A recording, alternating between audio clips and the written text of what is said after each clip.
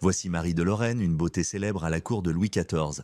Née en 1674 à Paris, elle était la neuvième des 14 enfants de Louis de Lorraine, comte d'Armagnac, et de son épouse Catherine. Le père de Marie était membre de la maison de Louis XIV et elle était donc issue d'une famille très riche et influente.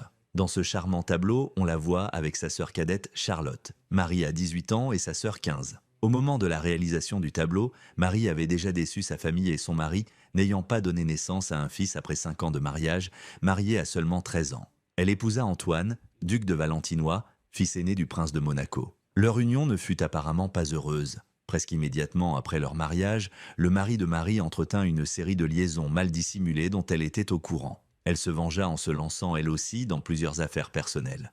Malgré un mariage malheureux, elle semblait profiter de la vie. Un contemporain dit d'elle: la duchesse de Valentinois était une charmante jeune femme, gâtée par ses parents inconditionnels et par les attentions des courtisans qui fréquentèrent la maison Lorraine. Le récit poursuit en précisant que les belles filles qui en étaient le principal ornement attiraient les jeunes hommes les plus brillants et son mari, ce qui explique que ce dernier savait très bien qu'il n'avait pas l'avantage.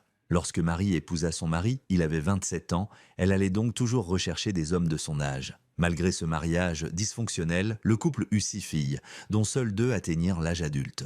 En 1696, à la mort de l'une de leurs filles, le couple se réconcilia quelque temps et vécut ensemble dans la même maison pendant un certain temps, bien que dans des quartiers séparés et avec des amants différents. En 1701, Antoine succéda à son père comme prince de Monaco et Marie devint ainsi princesse de Monaco. Marie mourut à l'âge de 51 ans en 1724, son mari ne la pleura pas du tout et en réalité, Marie avait prévu de léguer tous ses biens et son argent à sa fille. Cependant, son mari, Antoine, connaissait des difficultés financières et il aurait contesté le testament, ce qui a entraîné de graves difficultés entre lui et sa fille.